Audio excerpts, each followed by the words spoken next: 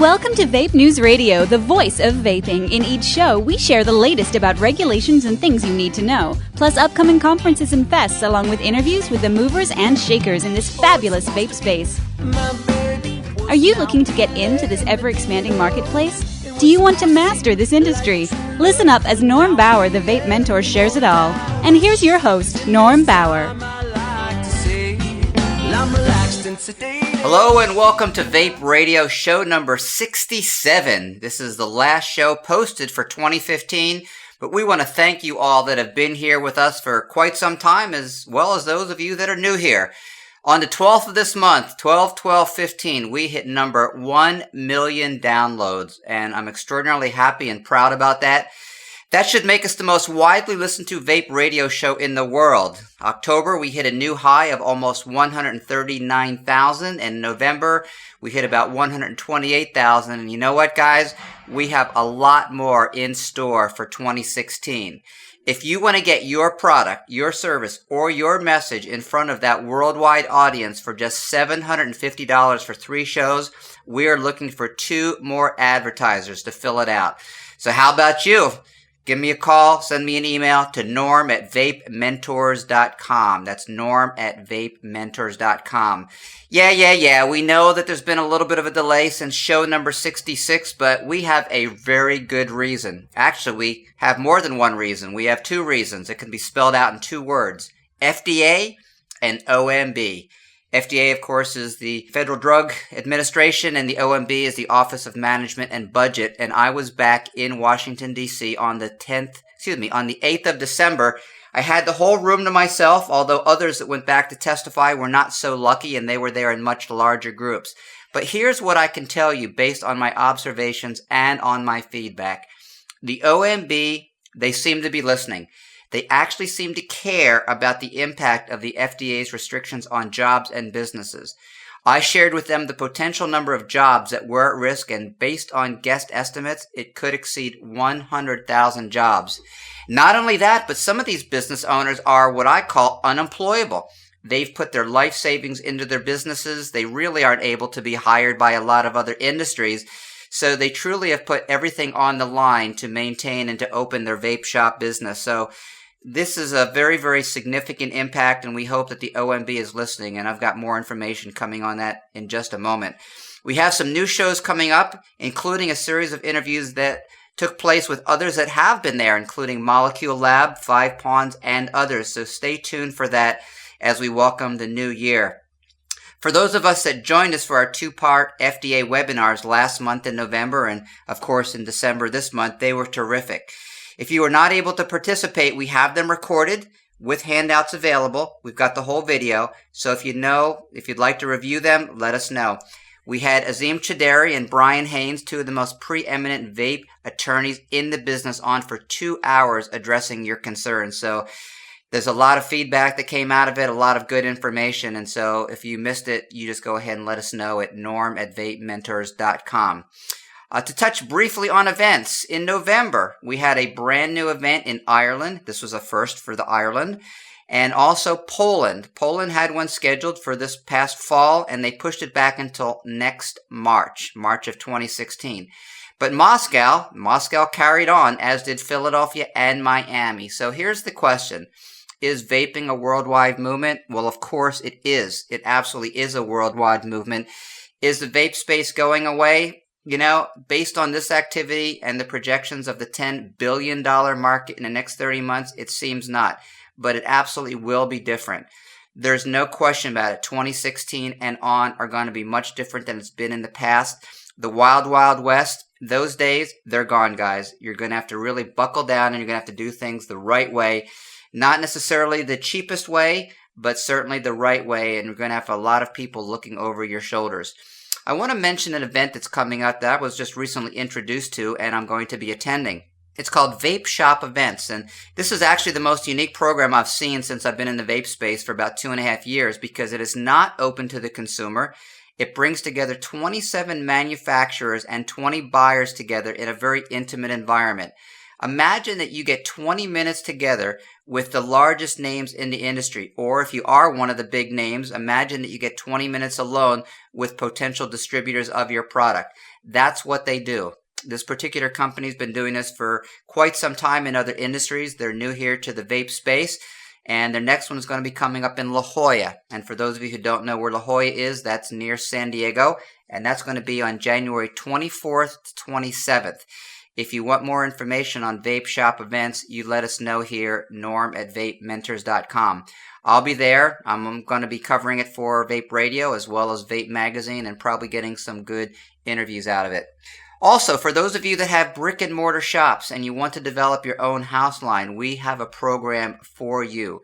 We've joined up with one of the top manufacturers in the business to offer you a quick 8-week program to launch your own line of e-liquids. Or if you don't think that your current manufacturer is going to pass the FDA scrutiny, this is your chance to recreate your house brands the right way. If this sounds like you, let us know. We've been beta testing for a while and we have it all dialed in, so you let us know here through Vape Radio and we'll go ahead and send you all the information. Well, there's trouble in River City and there's troubles in other areas as well. And specifically, there's some problems in the state of Washington. Some areas are banning sampling and vaping in shops. This is just the tip of the iceberg, guys, and you're going to be seeing a lot more of that. As a matter of fact, you're going to be seeing it in Canada right now. Quebec just passed a very strict rule that is hurting vape shops up there as well. Here's a question for you. So what does the future hold? Well, here's a possible prediction for the future. Vaping may in fact go underground. It may turn into a black market. Why? Well, because the young, which means the millennials, those are between about 22 and 34, they're rebels. They like this industry and they do not want to see it go away. But the problem is that there's not going to be any restrictions or guidelines on the equipment and on the liquids out there, so that could be a problem. The reality of it is that prohibition does not work. Historically, it's never proven to last, and it creates a black market. It already exists in the tobacco world. There's a whole cliche of cigarette trucks being hijacked, and it's very real, as is the theft of vape shops and liquid manufacturers. So this could actually have some of a positive effect on legislation. If the government feels that a black market is going to be such a significant factor, then they also could put some restrictions that are more legitimate, because let's face it, if there's a black market, they're not going to get any tax revenue whatsoever, and that's one of the biggest things that they want. I wanted to share with you some stories of struggle and some stories of victory as we close out 2015, as well as share what I think are the top movers and shakers of the year. Under the category of challenges and victories, we have some stories of vape shops that have taken many, many more months longer to open due to bullshit regulations. There's a shop that I'm working with in Lake Worth, Florida, called the Vaping Store. That's near West Palm Beach. They had some significant delays due to something as simple as requiring a 2-level water cooler for those in wheelchairs. Another Florida shop called the Vape Factor in Davie, Florida, near Hollywood, they finally opened after almost 1 year of planning. What went wrong? Well, the right contractor who pulled out in mid-construction. Here's my theory about finding the right contractor. You never know it's the right contractor until you found out that it isn't.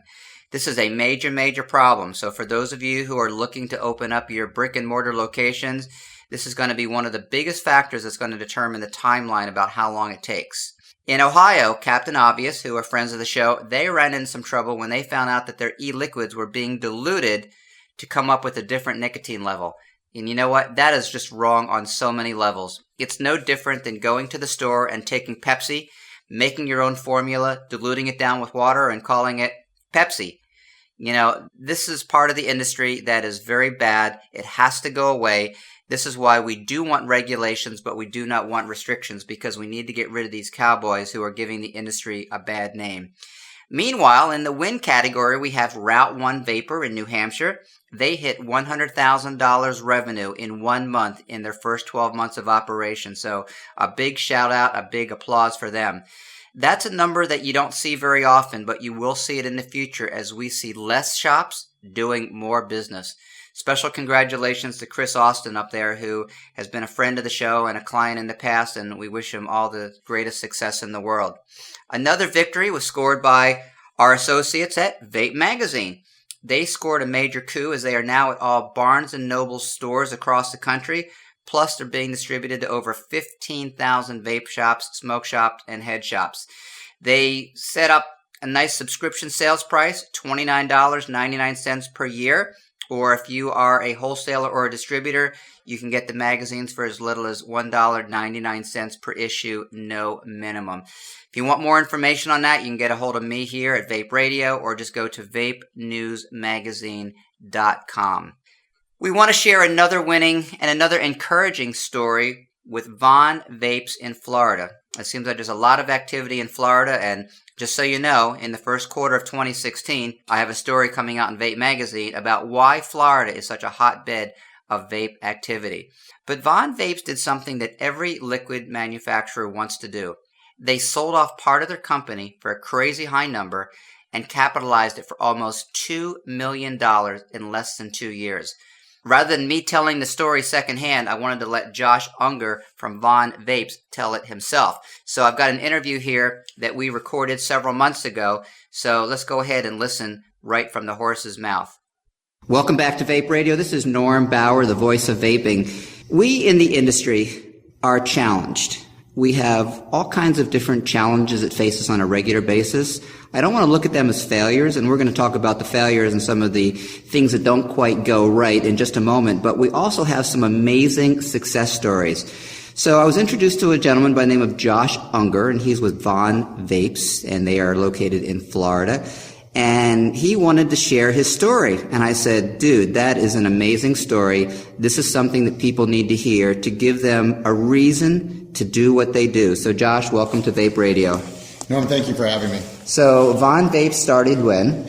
In January of 2014, we started in Sarasota, Florida. Okay, so basically you've been in business for not even 2 years. That's correct. So walk us through the process of what motivated you to start the business and what kind of volume, if you can. I don't need you to name anything that's confidential or specific, but just kind of tell us of the growth curve and then what caused this event to take place, which is why we're doing this conversation today. Absolutely, Norm. So my partners and I, Blake and Brock Gratton, twin brothers, we wanted to get in business together. I had recently sold a business and wanted to start a new company, and I'd always wanted to do something with them. They're my best friends. And so we had looked at a bunch of options. And so I showed up at their office and I had a legal pad and had all these different opportunities that I thought were potential to do something exciting with my friends.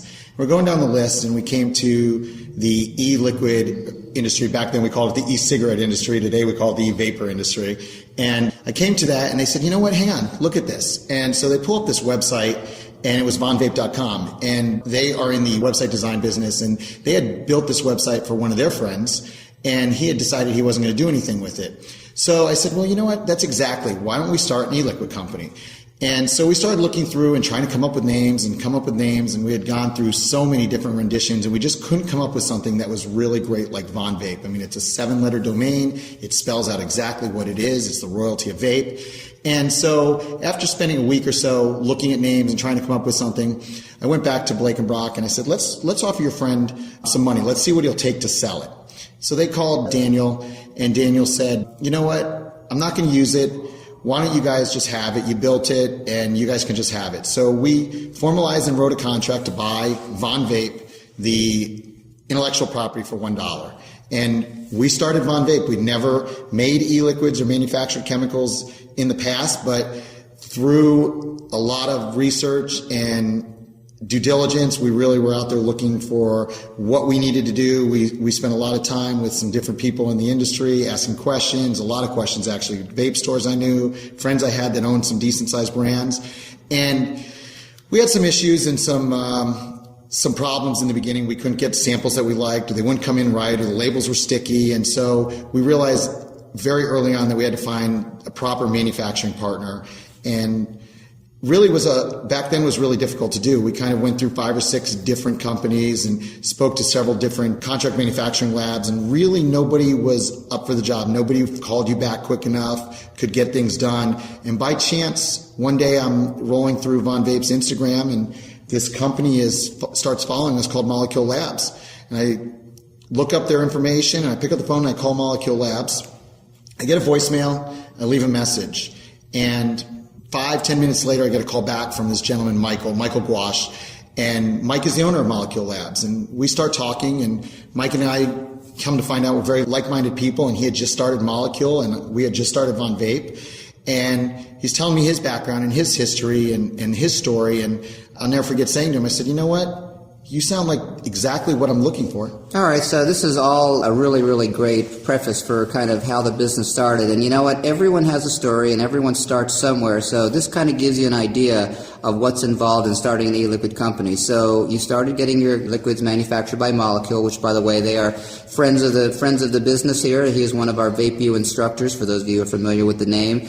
And you started growing, and can you share with us what happened that kind of predicated this interview? Because you grew to create a volume of business that I consider to be significant, but not really outlandishly unattainable. And someone came along and wanted to purchase part of your company. So without going into all the minutia of the detail, share a little bit of the success story of kind of what led up to this investor saying, I want part of your company. Sure, absolutely. We've been growing Von Vape aggressively through boots on the ground sales and trade shows. And our sales had gotten to a point where we were probably a mid-sized company. They were significant enough to warrant investment, but not significant enough that somebody really was going to give us anything that we thought our company was worth. What was basically happening is we had kind of peaked out a little bit in what we could do with the funds we had invested ourselves. And one of our friends called one day and said, I want to invest in your company. And I had specifically told him, you know, I can't justify the valuation of what I would want for a portion of the company. And he sat down and said, I'll tell you what, why don't you set a meeting and let's talk about it. And what did you estimate the value of your company at that time? Can you share?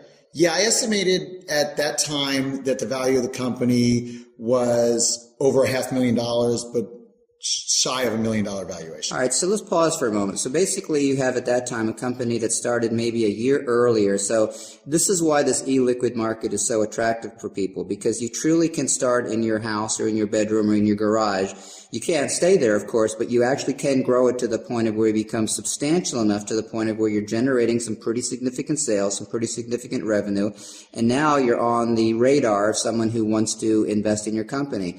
So again, I would love to be able to share with the audience the specifics of your transaction, but obviously this is proprietary, but I'd love for you to share to whatever degree you can the amount of money that was invested in your company for what percentage of ownership. We gave up less than 30% of our company for several $100,000, which was probably 5 times the valuation of the company. So based on the amount of money that was invested, what do you think the capitalized value of the company would have been? Over $2 million. All right, so this is the point that I want to make, ladies and gentlemen. So this is a success story that keeps people interested and keeps people engaged in this industry. Here's a company that's less than 2 years old, started by a couple of friends who had a passion for vaping, but more important, they had a passion for entrepreneurship and they knew how to do things right. They grew to the company to the point of where they were doing some serious volume, but trust me when I tell you this, it's not the kind of money, it's not the kind of volume that's unattainable. And yet they were able to capitalize a company for around $2 million within 2 years. So that's really why I wanted to share this particular story. We hear about the challenges of life, we hear about the challenges of business, and we certainly hear about the challenges of the vaping industry, and they are not going to go away. But you need to hear these stories of success because you know what? Success is available. We live in a world of abundance, and it's not because there's not enough to go around. But I'm not going to say that anyone can do it, but the truth is anyone can do it if they have the desire and if they do things the practical way. So Josh, I want to thank you for sharing your story, and should someone need to contact you at Von Vape, what would be the best way to do that? The best way would be my email, which would be joshua@vonvape.com. Awesome. Thank you so much for sharing. This is Norm Bauer with Vape Radio. Do not go away. We're going to be back in just one moment. So I hope you enjoyed that interview. And you know what? That is why so many people are in the e-liquids market. That is why all the excitement is there. The question is, are those days gone? And I'm not sure if they are or not. I think that those days will be back. Again, you're going to see less shops, less e-liquid manufacturers doing more business. But people always contact me and they say, Norm, is it too late to get into business? Has the ship already sailed? And I do not believe that it is. So, what's your story? Is your story a successful one? Is your story a challenge? We want to hear from you and we want to share it next year. So send me a note to norm@vapementors.com. Meanwhile, on behalf of Vape Radio, VapeMentors.com, all the people that I work with, all of the staff here. We want to wish you all a very happy 2015 Christmas and holiday season, and we will be back with you in 2016 with Vape Radio.